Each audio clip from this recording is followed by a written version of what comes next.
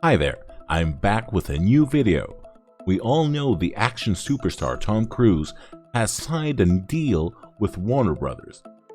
This news broke out like almost a week ago. The deal is not exclusive because he still has to make the sequel to Dead Reckoning at Paramount. If you want my opinion, this is great news because we have a high chance in getting the sequel of Edge of Tomorrow, or Live Die Repeat, however you like to call it. I'm in for this one 100% because I consider this to be one of Tom Cruise's best movies. Thus, the end of the first one gives us some space for a sequel. I would say yes. And if they get Emily Blunt to join again, it would be a home run. Sadly, we don't have Bill Paxton since he passed away in 2017, so they're gonna have to work around this one. This film was criminally underrated and at the same time poorly promoted by Warner Brothers, but it gained great fame when it was released on home media.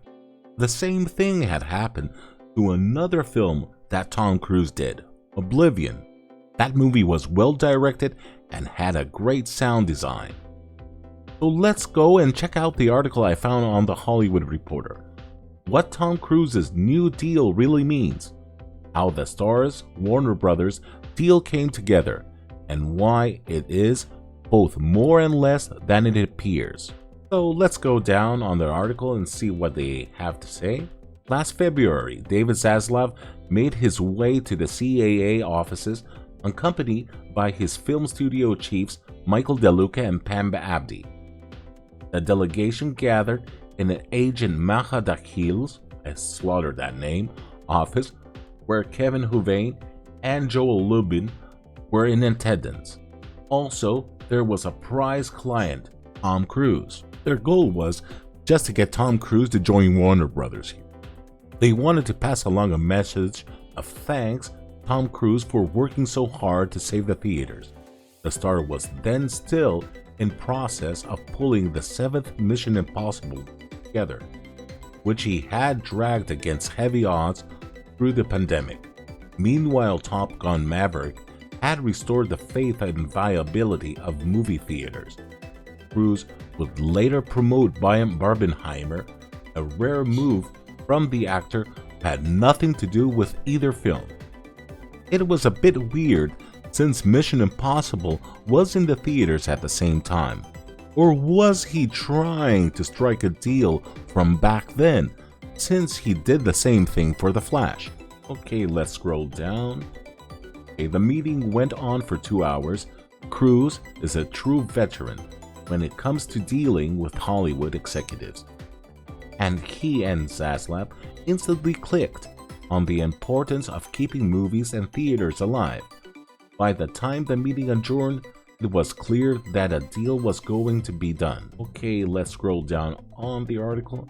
Okay, sources say Cruise was not happy with the way that Paramount dealt with him on a number of issues. He had lawyered up in 2021 when the studio announced that Top Gun Maverick would have a mere 45-day theatrical run, which of course did not happen. The studio also pressed Cruise to approve the making of a television show based on Mission Impossible or Days of Thunder for its streamer. So this was the point where the rift between Tom Cruise and Paramount grew and made him seek for a new deal with another studio, so he can gain back the creative freedoms he had, which he lost with Paramount. So let's find the part of the article that made me make this video. Oh, here it is, okay. DeLuca and Abby have also hoped to lure Cruise back for a follow-up to the 2014 film Edge of Tomorrow, which the studio already had in development before they took over. The well-reviewed picture, which cost $175 million and only grossed a disappointing $370.5 million, but developed a cult fan base after its release.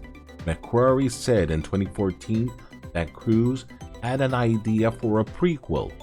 Director Doug Liman said it would be better than the original. As I can see, they were already developing an Edge of Tomorrow movie, but they wanted to ensure its success, so they had to get Tom Cruise on board. And if you remember from an older video of mine, Emily Blunt is on board as well if the sequel will happen. So all this looks great from my point of view. Now, are you all on board for a sequel to Edge of Tomorrow?